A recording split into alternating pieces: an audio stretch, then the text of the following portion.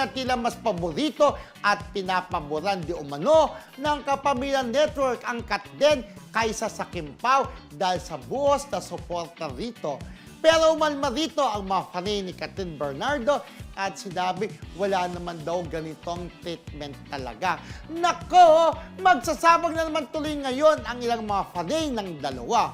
Mabuti pa, suportahan na lang both. Why not, di ba? Kasi siguro nadadaanan mo rin sa mga comment section at kinukumpara talaga nila yung Kim Pao dun sa Hello Love Again na sobrang buhos ang suporta na ibigay ng Star Cinema yung sa kanila.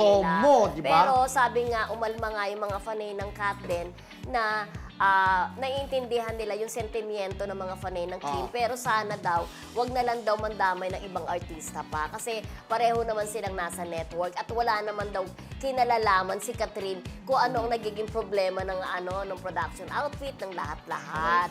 So hindi nila feel na nadadrag or hindi nila gusto na nadadrag ang pangalan ni Kathryn dahil nga sa issue nito ng pagpapalit ng playdate ng My Love Will Make You Disappear. Actually, ako nababasa ko nga yung dati. Tama, nadadaanan natin, di ba?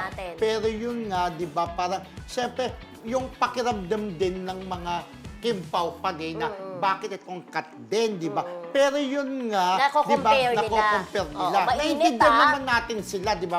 Mainit, ay mainit talaga. Naiintindihan naman natin ang mga Kim Pao panay. Pero sa kabilang banda, tama rin naman ang Katden, di ba? Na parang, teka muna, ba't nadagdag dito si Kathryn, di ba? Sana parang yung sentimiento nyo, direkta nyo lang sa Star Cinema. Bakit ganito? Bakit hindi nyo pa tinuloy ang show na kami nag-aantay na, nag-aabang na talaga, ready na sa black screening, may mga nagsasabi pa ba? May nagsasabing paborito, nakukulangan pa ba kayo sa ibinibigay ng atensyon ng kapamilya kay Kim Chiu? Araw-araw daw napapanood sa It's Showtime mula Monday to Friday. Tapos may asap Saturday. pa. Tapos may asap pa. Hindi rin daw nawawala ng mga out of the country shows. Kumbaga, araw-araw mo makikita si Kim sa television na kung tutuusin si Kathryn nga, wala ngang siya ngayon, di ba, regular. Yun naman ang point nung iba doon na hindi pa ba paborito yan? Kasi kung hindi paborito, walang show. Parang ganun ang dating. At saka, di ba, dalawang magkasunod na serye ang binigay sa Kim Pao. Din lang at What's Wrong, di ba?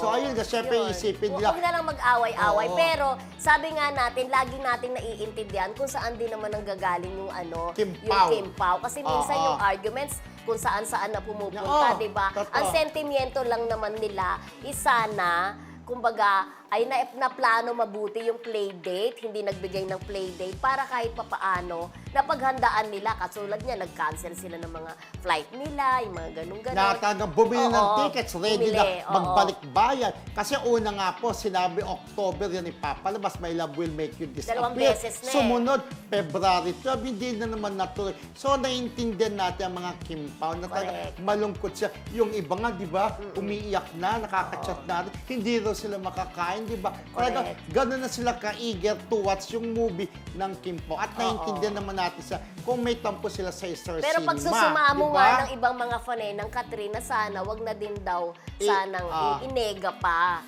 Di ba? Kasi wala rin namang kasalanan yung mga tao.